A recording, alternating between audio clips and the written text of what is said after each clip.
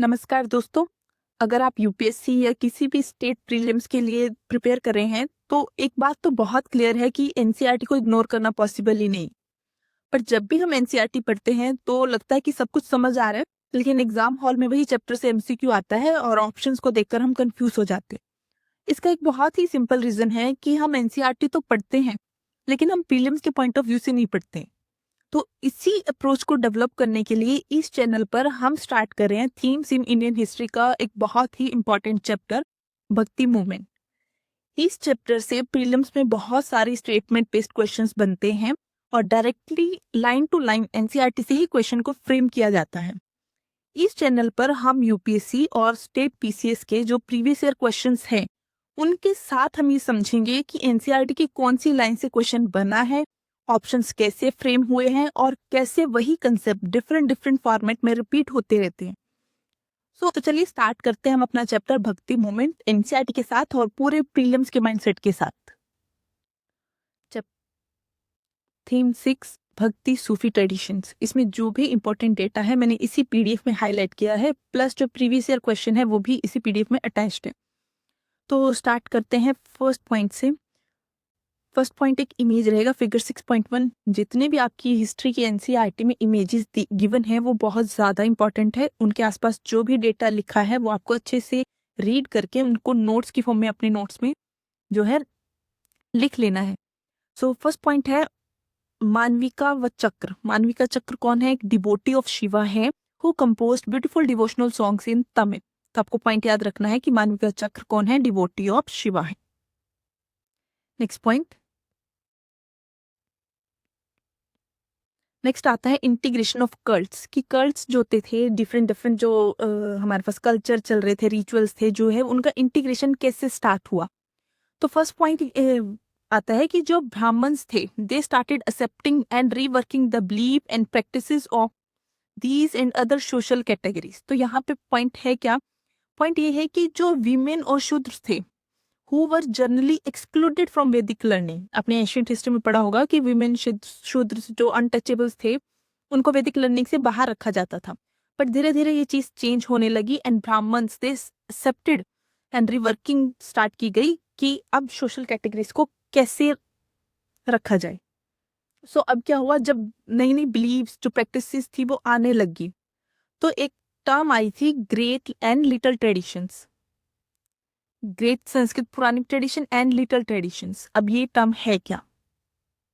सबसे पहला पॉइंट रहेगा कि ये टर्म किसने क्वाइन की थी? रॉबर्ट रेडफील्ड ने। और इस टर्म का मतलब क्या है? Describe the cultural practices of pheasant society. जो भी पीसेंट सोसाइटी के कल्चर थे उनको डिस्क्राइब करने के लिए रॉबर्ट रेडफील्ड ने इस टर्म को यूज किया था। अब ग्रेट ट्रेडिशन क्या है? ग्रेट ट्रेडिशन वो था कि जो पीजेंट जो भी कल्चर फॉलो करते थे या कस्टम फॉलो करते थे, वो जो डोमिनेंट क्लास हुआ करती थी, प्रीस्ट रूलर, उनसे अगर आते थे कि उन्हीं के कल्चर को फॉलो कर रहे हैं तो ग्रेट ट्रेडिशन। बट कोई भी कल्चर है उसमें कुछ लोकल वेरिएशंस आएंगी। ये जरूरी नहीं है कि जो ग्रेट ट्रेडिशन है वो वेरिएशन उसी में आए, उनसे बिल्कुल अलग भी हो सकता है या उसके साथ इंटीग्रेट भी हो सकता है। तो उसके लिए जो टर्म यूज की गई थी वो थी लिटिल ट्रेडिशन। तो आपको इसमें जो पॉइंट याद रखना वो ये है कि Brahmins they started accepting and reworking the beliefs and practices. Vedic learning के बाद ये स्टार्ट हुआ इंटीग्रेशन ऑफ कल्ट्स, जिसमें एक term I great and little tradition. उसके ऑथर कौन है टर्म के? वो है रॉबर्ट रेडफील्ड। और ये टर्म क्या दिखाती है हमें? Cultural practice of peasant society. इसके बाद इमेज। वैसे तो इस इमेज के बारे में सभी को पता है बट टीवी एनसीईआरटी में गिवन है, एक बार हम पढ़ लेते हैं। इमेज में हमें दिखाया गया है Jagannath with his sister Subhadra and his brother Balram. जो अभी हमने इंटीग्रेशन ऑफ कल्ट्स पढ़ा है उसका जो सबसे स्ट्राइकिंग एग्जाम्पल है वह पूरी उड़ीसा में ये जगन्नाथ जो है, जो फॉर्म ऑफ विष्णु है, यहाँ पे हमें देखने को मिलता है। नेक्स्ट इमेज है बुद्धिस्ट गॉडेस मेराची की। मेराची भी इसी integration of different religions and belief practices का एक एग्जाम्पल है। तो अभी दो इमेजेस हमने कर ली हैं, एक बुद्धिस्ट गॉडेस मेराची की और एक अभी हमने ऊपर जो की थी फर्स्ट इमेज वो है मानविका चक्र डिवोटी ऑफ शिवा। तो इसको आपको मैच करने के लिए दिया जा सकता है। और जो ये मेराची वाला क्वेश्चन है ये डायरेक्ट क्वेश्चन पूछा गया है कि मेराची में से क्या चीज डिस्क्राइब करता है, बुद्धिस्ट गॉडेस को या ऐसे कुछ पॉइंट, ऐसा कुछ था ऑप्शंस उसमें। उसके बाद नेक्स्ट पॉइंट ये है कि जो वैदिक लर्निंग के टाइम पे गॉड थे अग्नि, इंद्र, सोमा, इनकी प्रोमिनेंस लेटर वैदिक टाइम पे जो है घटती चली गई। आपने एशियंट हिस्ट्री में इस पॉइंट को पढ़ा है, बट फिर भी मैंने हाईलाइट किया है। बट ऐसा नहीं था कि गॉड की जो गॉड्स थे वैदिक लर्निंग के, उनकी प्रोमिनेंस घटने के साथ साथ जो है जो वैदिक लर्निंग की थी उसकी भी प्रोमिनेंस घटी है, ऐसा नहीं था। सिर्फ गॉड्स जो है वो चेंज होते चले गए। अब जो हमारा मेन टॉपिक है वो स्टार्ट होता है यहाँ से, अर्ली ट्रेडिशंस ऑफ भक्ति, जहाँ से क्वेश्चन बनते हैं। ऊपर से 2 या 3 क्वेश्चन बनते हैं, बट मेन जो क्वेश्चन आपके बनेंगे वो यहाँ से बनेंगे। सबसे पहले आता है कि भक्ति, भक्ति क्या है। भक्ति को जो एनसीईआरटी में डिस्क्राइब किया गया है वो 2 कैटेगरीज के अकॉर्डिंग डिस्क्राइब किया गया है। एक तो है सगुण और दूसरी है निर्गुण। सगुण मीन्स विद एट्रीब्यूट्स, जैसे हम जो मंदिर में मूर्ति रखी होती है वो जो होती है ह्यूमन फॉर्म में होती है ज्यादातर, एंथ्रोमॉर्फिक फॉर्म जिसको बोला गया है, उसको बोलते हैं सगुण भक्ति। ये टर्म आपको जो याद रखनी है इसके साथ, वो एंथ्रोमॉर्फिक मैंने शॉर्ट में लिख दिया है। उसके बाद आता है निर्गुण भक्ति। निर्गुण भक्ति किसको डिस्क्राइब करती है? Formless, without any attributes, abstract form of God जब आप वर्शिप करते हो। जैसे कुछ लोग क्या करते हैं, सिर्फ भजन करते हैं, वो किसी मूर्ति पूजन में विश्वास नहीं रखते, तो उसको बोलते हैं एब्स्ट्रैक्ट फॉर्म ऑफ गॉड, कि आप सिर्फ अपने मन से पूजा पाठ कर रहे हो। तो ऐसे आपको ये याद रख लेना है। तो इसमें क्वेश्चन कैसे बनता है, इसमें पूछा गया कि which of the following pairs denoting various form of bhakti is not correctly matched. Saguna, belief in gods with attributes, अभी हमने पढ़ा saguna with attributes. And nirguna, belief in gods without attributes, अभी हमने पढ़ा कि ये abstract form of god without attributes, यहाँ पे लिखा है, क्लियरली लिखा है। अल्वर्स एंड नाइनर्स, इसके बारे में हम अभी पढ़ते हैं। सो अल्वर और नाइनर्स जो थे ये तमिल भक्ति मूवमेंट में बहुत ज्यादा फेमस थे। तो क्वेश्चन बनता है कि अल्वर्स कौन है और नाइनर्स कौन है। ये मैंने शॉर्ट में लिख दिया कि अल्वर्स वो थे जो विष्णु को डिवोटेड थे, और नाइनर्स जो थे वो शिवा की डिवोशन में थी। शिवा को जो फॉलो करते थे वो नाइनर्स, और विष्णु को जो फॉलो करते थे वो अल्वर्स। VA से मैंने याद रखा था इसको, बाकी नाइनर्स आपको याद आ ही जाएगा। इसमें एक इंपॉर्टेंट पॉइंट ये आता है कि they travelled from place to place singing hymns in Tamil in praise of their gods. तो ये डायरेक्ट स्टेटमेंट भी क्वेश्चन में आ सकती है। सो अब क्वेश्चन की तरफ चलते हैं। अल्वर्स कौन थे? अल्वर्स VA विष्णु की डिवोटी, तो बिलीव्ड इन डिवोशन ऑफ शक्ति, तो ये तो पॉइंट गलत हो गया। Nayanars believed in devotion of Shiva, Nayanars Shiva के फॉलोवर्स थे। सो यहाँ पे डायरेक्ट क्वेश्चंस भी है। Who were Alvars devotees of Shiva, those who immersed in the devotion of Vishnu, तो इसका पॉइंट सही पॉइंट रहेगा एक। Who were Nainars, those who immersed in the devotion of Vishnu। देखिए पॉइंट में कुछ भी चेंज नहीं है, डेफिनेशन में सिर्फ एक विष्णु और एक शिवा, ये जो 2 पॉइंट से सिर्फ ये चेंज होंगे। Those who were devoted of Buddhas, leaders who were devotees of Shiva, leaders who were devotees of बसवेश्वरम, इसके बारे में आप अभी पढ़ेंगे आगे। तो क्वेश्चंस बहुत आसान रहेंगे, बट हमें एनसीईआरटी को पढ़ने का तरीका आना चाहिए। अभी EPFO 2020 का क्वेश्चन है निर्गुण भक्ति, व्हाट इज निर्गुण भक्ति। तो निर्गुण भक्ति का पॉइंट ये रहा आपका एब्स्ट्रैक्ट फॉर्म ऑफ गॉड, या तो आपको वो देगा abstract form of God option में, या विदाउट एट्रीब्यूट्स। विदाउट एट्रीब्यूट्स वाला क्वेश्चन हमने यहाँ कवर किया है, और यहाँ पे जो है वो एब्स्ट्रैक्ट फॉर्म ऑफ गॉड वाला क्वेश्चन आपके पास आ गया। आई होप अब आपको क्लियर होगा कि क्वेश्चंस कैसे आएंगे और कितने इजी क्वेश्चंस होंगे अगर आपने एनसीईआरटी को अच्छे से पढ़ा है। नेक्स्ट पॉइंट है चतुर्वेदिन। अभी चतुर्वेदिन क्या है? ब्राह्मण वर्स्ड इन द 4 वेदास, इसका ये पॉइंट याद रखेंगे। उसके बाद कंपोजिशन ऑफ अल्वर्स नेम्ड टोंड्रा डी पोडी, आपको याद रखना है कि टोंड्रा डी पोडी ये किसकी कंपोजिशन है। जैसे यहाँ पे क्वेश्चन है कि who were the 10th century composers of नलायिरा Divya Prabandham, ये भी अभी हम कवर करेंगे। तो इसकी जगह आपको ये नाम भी दिया जा सकता है, ठीक है। इसमें आपका आंसर रहेगा अल्वर्स, ये क्वेश्चन बनेगा। नेक्स्ट पॉइंट है कि during their travels Alvars and Nayanars they identified certain shrines as abodes of their chosen deities. अब जो अल्वर्स नायरन्स थे वो प्लेस टू प्लेस मूव करते थे, तो कुछ उनके चूजन डाइटीज भी थे, तो वहां पे श्राइन्स बनने लगी, जैसे टेम्पल कंस्ट्रक्शन स्टार्ट हो जाती, तो ऐसा कुछ होने लगा था। उसके बाद एटीट्यूड टुवर्ड्स कास्ट। अब भक्ति मूवमेंट में कास्ट का तो सबसे बड़ा रोल होता है, कास्ट और वीमेन, इन्हीं पे फोकस करना है। तो कास्ट का क्या रोल था? Some historians suggest that Alvars and Nainars initiated a movement of protest against the caste system and dominance of Brahmins, and at least they attempted to reform the system. तो उन्होंने ऐसा किया था, उन्होंने जो जो हमारा सोशल सिस्टम था, अनटचेबिलिटी वगैरह, इसके अगेंस्ट प्रोटेस्ट किया है, कास्ट सिस्टम के अगेंस्ट, डोमिनेंस ऑफ ब्राह्मण्स के अगेंस्ट, और at least they try to reform the social system of the society. Okay, तो ये अगर आपको स्टेटमेंट फॉर्म में क्वेश्चन बनेगा तो इसका आंसर हो जाएगा true. Next, Bhaktas hail from diverse social backgrounds ranging from Brahmins to artisans, cultivators, even caste considered untouchables. So Alwar Nayanars जो थे, उनके ग्रुप में जो भी लोग थे वो अपर स्टार्टर से लेकर लोवेस्ट स्टार्टर के लोग जो थे वो ऐड थे। इंटीग्रेशन ऑफ कर्स में यही तो दिखाया गया था कि जो वैदिक लर्निंग में वीमेन शूद्रस अनटचेबल्स थे, इनको जब एक्सक्लूड किया गया उसके बाद इंटीग्रेशन स्टार्ट हुआ। अब यही इंटीग्रेशन है, यही तो वो इंटीग्रेशन है कि अब जो अल्वर्स नाइनर्स की भक्ति मूवमेंट चल रही है उसमें हर तरह के लोग ऐड है, Brahmins, artisan, cultivators, even untouchables. So ये भी एक अच्छा पॉइंट रहेगा क्वेश्चन बनाने के लिए। Next point, their composition were as important as the Vedas. So Alvar Nayanars जो भी कंपोजिशंस करते थे, पोइम्स लिखते थे या जो भी, वो उतनी ही इंपॉर्टेंट हुआ करती थी जितने कि हमारे वेदास इंपॉर्टेंट थे। उसके बाद पॉइंट आता है नालायिरा दिव्य प्रबंधम। ये क्या चीज है? ये कंपोजिशन है अल्वर्स की, जिसपे ये क्वेश्चन बना हुआ है आपका, और इसको बोला जाता था तमिल वेदा। सो दो क्वेश्चन बनते हैं इस पॉइंट से कि नलायिरा दिव्य प्रबंधन किसकी कंपोजिशन है? वो अल्वर्स की कंपोजिशन है। और तमिल वेद किसको कहा जाता है? वो भी नालायिरा दिव्य प्रबंधन को ही कहा जाता है। अब बात करते हैं विमेन डिवोटीज की।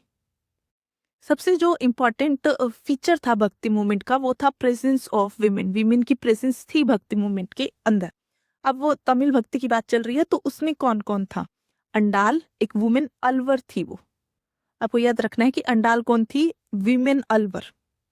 ठीक है, Andal saw herself as the beloved of Vishnu. Alvar जो थे वो विष्णु के डिवोटेड थे, VA आपको याद होगा। नेक्स्ट पॉइंट है अपार। अपार कौन है? नायनार सेंट। तो ये ऐसे आपको अपने नोट्स में लिख लेना है छोटा छोटा कहीं पे। और कंपोजिशन ऑफ 12 अल्वर्स। अल्वर्स कितने थे? 12। Compiled in an anthology known as, ये हमें पढ़ लिया दिव्य प्रबंधम के बारे में कि अल्वर्स की कंपोजिशन है और अल्वर्स जो थे वो 12 है। अब पोएम्स ऑफ अपार, संबंधार एंड सुंदरार फ्रॉम द तेवराम। अभी जो तेवराम एक कलेक्शन है, ठीक है, उसके पोइट, उसमें किस किस की पोएम्स को रखा गया है? अपार, संबदार एंड सुंदरार। आपको ये 3 नाम याद रखने हैं कि तमिल भक्ति मूवमेंट में ये 3 जो थे, तेवाराम जो कंपाइलेशन है उसमें उनकी पोएम्स का आपको कलेक्शन देखने को मिलेगा। अब क्वेश्चन कैसे बनता है? एक पॉइंट रह गया हमारा यहाँ पे, कराइकल अम्यार। वो कौन थी? एक डिवोटी ऑफ शिवा। ठीक है, तो 2 है यहाँ पे हमारे पास, Andal and Karaikal Ammaiyar. So question कैसे बनेगा? Which of the following were women other saints of South Indian bhakti movement. उन्होंने सिर्फ साउथ इंडियन का पूछा है, ये नहीं पूछा कि अल्वर्स है या नाइनर्स है। क्वेश्चन अगर बहुत ही टफ बनेगा तो वो सीधा पूछेंगे कि अल्वर्स के बताओ कि कौन सी वुमेन पोएट जो है अल्वर्स को बिलोंग करती है, या डिवोटी ऑफ विष्णु है, या डिवोटी ऑफ शिवा है। ऐसे ये डायरेक्ट है। इसमें हमने अभी एक पॉइंट पढ़ा है, कराइकल अम्यार ये है। ठीक है, तो ये तो रहेंगी। बाकी जो गिवन है ये अभी हम अपकमिंग जो चैप्टर है उसमें हम रीड करेंगे, फिर हम इस क्वेश्चन का आंसर करेंगे। So let's move on. हाँ, ये बहुत इंपॉर्टेंट पॉइंट है कि जो वुमेन पोइट्स थी भक्ति मूवमेंट की, they renounce their social application. Social applications को तो उन्होंने रिनाउंस किया था क्योंकि आप भक्ति मूवमेंट में जा चुके हो, भक्ति में डिवोटेड हुआ, but they did not join an alternative order और बिकम नन्स। ऐसा उन्होंने ऐसे नहीं है कि कुछ कोई और कल्ट स्टार्ट किया था या किसी ऑर्डर को उन्होंने फॉलो करना स्टार्ट किया था, ऐसा नहीं था। नेक्स्ट आता है हमारे पास रिलेशनशिप विद द स्टेट। हमने कास्ट का पढ़ लिया, भक्ति मूवमेंट में क्या रोल रहा, विमेन का पढ़ लिया। अब स्टेट का, स्टेट में कौन आ जाते हैं? आपके रूलर्स। रूलर्स के साथ कैसा रहा? These religious tradition often receive occasional royal patronage. उनको रॉयल पैट्रोनेज मिलती थी। भक्ति मूवमेंट में रूलर्स का भी योगदान रहा है। आपने मिडाइवल में पढ़ा होगा कि चोला रूलर्स में बहुत ज्यादा टेम्पल्स वगैरह बनवाए थे, तो वही रोल है उनका। ठीक है, जैसे one of the major themes in Tamil bhakti hymns is the poets opposition to Buddhism and Jainism. तो जो भी पोइट थे हमारे तमिल भक्ति मूवमेंट में, उनकी पोएम्स का जो मेजर थीम था वो opposition to Buddhism and Jainism. अभी हमने ऊपर भी एक पॉइंट पढ़ा था, यहाँ पे ये वाला पॉइंट। इस पॉइंट में लिखा था कि कुछ जो हिस्टोरियंस हैं वो बिलीव करते हैं कि जो भी भक्ति मूवमेंट के पोएट थे उन्होंने सोसाइटी को रिफॉर्म करने का जो है वो प्रयास किया है। तो सेम बात अभी नीचे लिखी है कि वो किसके अगेंस्ट थे, वो बुद्धिज्म और जैनिज्म के अगेंस्ट थे। और ये इस जो बुद्धिज्म और जैनिज्म की ओपोजिशन थी वो आपको सबसे ज्यादा देखने को मिलेगी कंपोजिशन ऑफ नाइनर्स की जो भी कंपोजिशन पोएम्स वगैरह है उसमें आपको ये सबसे ज्यादा देखने को मिलेगा। उसके बाद देखिए अभी इसी पॉइंट के बारे में बात कर रहे थे कि जो चोला रूलर्स थे 9th टू 13th सेंचुरी, 9 से लेके 13th सेंचुरी के, दे सपोर्टेड ब्राह्मिकल एंड ट्रेडिशन भक्ति ट्रेडिशन, मतलब ऑफन रॉयल पैट्रोनेज इनको मिलती रही। कैसे मिली? लैंड ग्रांट्स मिलती थी कि आप यहाँ पे अपने श्राइन्स वगैरह बना लीजिए, या रूलर खुद टेम्पल्स बनाते थे विष्णु के, शिवा के, ठीक है। सो इसी इन्हीं टेम्पल्स का जो सबसे बड़ा एग्जाम्पल है शिवा टेम्पल्स का, आपको ये पॉइंट याद रखना है कि टेम्पल्स कौन से हैं, शिवा टेम्पल के हैं। वो आपको कहाँ देखने को मिलेंगे? चिदम्बरम, थंजावुर एंड गंगाई कोंडा चोलापुरम। तो ये 3 आपको सिटीज भी याद रखनी है। और शिवा तो बहुत इंपॉर्टेंट है। ये 3 टेम्पल्स जो आपके शिवा को डिवोटेड है, they were constructed during under the patronage of Chola rulers. So इसी पॉइंट से रिलेटेड आप क्वेश्चन देख लीजिए, कितना इजी क्वेश्चन अगर आपने एनसीईआरटी में ये लाइन पढ़ी है कि eight which one of the following places was a Shiva temple. और अगर यहाँ विष्णु होता तो थोड़ा ध्यान रखना पड़ता। Not constructed under the patronage of Chola rules. Question में भी एनसीईआरटी की ही पॉइंट को रखा गया है, पैट्रोनेज ऑफ, ऐसा कुछ नहीं है कि वर्ड को चेंज किया। चिदम्बरम हमने पढ़ा है, थंजावुर, गंगाईकोंडा चोलापुरम हमने पढ़ा है, नानी घाट हमने नहीं पढ़ा है। तो हमारा ऑप्शन जो हो जाएगा ये, नॉट पूछा है तो ये डी करेक्ट आंसर होगा। नानी घाट में कोई भी शिवा टेम्पल चोला रूलर्स ने नहीं बनवाया है। वैसे नानी घाट इंस्क्रिप्शन के बारे में आप मेडिवल हिस्ट्री में पढ़ेंगे, और अगर आपने ये पॉइंट यहाँ से नहीं पढ़ा है तो आपको एग्जाम में कंफ्यूजन हो सकती है, क्योंकि नानी घाट को भी आप चोला रूलर्स के ही कंटेक्स्ट में पढ़ेंगे। Next point, both Nayanars and Alvars they were revered by the Vellala peasants. ये बहुत इंपॉर्टेंट पॉइंट रहेगा। विलाला पीसेंट्स इनको बहुत ज्यादा मानते थे। तो क्या होता था कि रूलर्स ट्राई करते थे कि वो नाइनर्स अलवर्स को जो है पैट्रोनेज देते थे, रॉयल पैट्रोनेज मिलती थी, क्योंकि विलाला पीसेंट्स जो थे वो इनको फॉलो कर रहे थे। तो अल्टीमेटली रूलर्स जो है भक्ति मूवमेंट के थ्रू जो पीसेंट सोसाइटी है या जो लोअर सोसाइटी है उसका सपोर्ट भी लेना चाह रहे थे। Chola rulers for instance often attempted to complete device proclaim their own power status by building. ये हमने पढ़ लिया है कि वो बहुत बड़े बड़े टेम्पल्स बना रहे थे। दूसरा पॉइंट ये रहेगा, these Kings also introduce the singing of Tamil Shiva hymns in the temples under royal patronage. तो टेम्पल्स में जो गाना बजाना था वो भी स्टार्ट हो गए। ये बहुत इंपॉर्टेंट पॉइंट रहेगा, इस पे क्वेश्चन बन चुका है। जो चोला रूलर थे प्रणटका वन, आप इसके बारे में बहुत ज्यादा पढ़ेंगे। इन्होंने मेटल की इमेजेस बनवाई थी अपार, संबादार एंड सुंदरार शिवा टेम्पल के अंदर। इस पॉइंट को हम ऊपर भी कवर कर चुके हैं, एक बार ऊपर से इसको फिर से कवर करते हैं। ये रहा बॉक्सेस भी बहुत इंपॉर्टेंट है। इसमें वही 3 का नाम लिखा है और उनकी कलेक्शन, जो उनकी पोएम्स की कलेक्शन है उसको हमें देखने को मिलेगी। तेवाराम करके कुछ है उसमें। और इन्हीं तीनों की मेटल इमेजेस को शिवा टेम्पल में बनवाया किसने है? प्रणटका वन। और वो कौन से हैं? एक चोला रूलर। ओके, सो नेक्स्ट हमारे पास आ जाता है वीर शैव ट्रेडिशन इन कर्नाटक। अब हम कर्नाटक की बात करते हैं, अभी तक हम तमिल रीजन की बात कर रहे थे। 12th सेंचुरी में कर्नाटक में जो है भक्ति मूवमेंट स्टार्ट हुई। कर्नाटक में वो किसने स्टार्ट की? एक ब्राह्मण थे जिनका नाम था Basavanna, who was a minister in the court of Kalachuri ruler. So इसमें पॉइंट क्या क्या बनता है कि कर्नाटक में जो भक्ति मूवमेंट का स्टार्ट हुआ वो किसने करवाया? वो एक ब्राह्मण थे, उन्होंने करवाया। उनका नाम था बसवाना। और वो कौन थे? एक मिनिस्टर थे कालाचुरी रूलर्स के कोर्ट में। पूरा पूरा क्वेश्चन बनता है हर लाइन पे, लाइन टू लाइन। और उनके फॉलोअर्स को बोला जाता है वीर शेवास, हीरोज ऑफ शिवा और लिंग्यात्स। जो ज्यादा पॉइंट यूज किया जाएगा वो ये लिंग्यात्स का वर्ड यूज किया जाएगा, वियरर ऑफ लिंगा। तो पहले क्वेश्चन चेक कर लेते हैं। Who among the following was the founder of Virashaiva movement in Karnataka? बहुत ही आसान क्वेश्चन है, Basavanna. Okay, next question, consider the following statement about the Virashaiva movement. ये अब हम अटेम्प्ट करेंगे। पहले थोड़ा सा इसको पढ़ लेते हैं कि वीर शिवा मूवमेंट में एक्चुअली में हो क्या रहा था। क्या करते थे ये जो लिंग्यास थे या वीर शिवस थे, इनके फॉलोवर थे, ये वर्शिप करते थे शिवा को, नाम से पता चल रहा है। बट किस फॉर्म में, उनकी लिंगा की जो फॉर्म थी उस फॉर्म में। और man usually wear a small linga in silver case on a loop, ठीक है। शिवा को फॉर्म लिंग फॉर्म में शिवा को वर्शिप करते थे, और मैन जो थे वो एक लिंगा सिल्वर केस में पहना करते थे। और जो those who revered include the jangama और वेंडरिंग मोंक्स, जो भी इनके फॉलोवर थे, जो भक्ति के लिए अपना घर बार छोड़ जाते थे, उनको बोला जाता था जनगमा और वेंडरिंग मॉक्स, ठीक है। उसके बाद पॉइंट आता था कि Lingayat with the believe that on death the devotee will be united with the Shiva and will not return to this world. मरने के बाद जो डिवोटी है वो शिवा से यूनाइट होगा और कभी भी इस वर्ल्ड में तो वापस आएगा नहीं। सो वो क्या करते थे, वो फुनरी जो प्रैक्टिसेस होती थी ना, उनको फॉलो नहीं करते थे। जैसे श्रीमेशन, जो धर्म शास्त्र में प्रैक्टिस दी गई है ना, कि मरने के बाद जो बॉडी होती है उसके साथ क्या करना है, उसको वो फॉलो नहीं करते थे। वो क्या करते थे, they bury their dead, okay. The Lingayats, अब इन्होंने और सोसाइटी में क्या चेंज किया, they challenge the idea of caste and pollution. जो कास्ट सिस्टम चल रहा था उसको भी इन्होंने चैलेंज किया। Question the theory of rebirth, rebirth की थ्योरी पे भी काम किया। And they also encourage certain practices disapproved in the धर्मशास्त्र।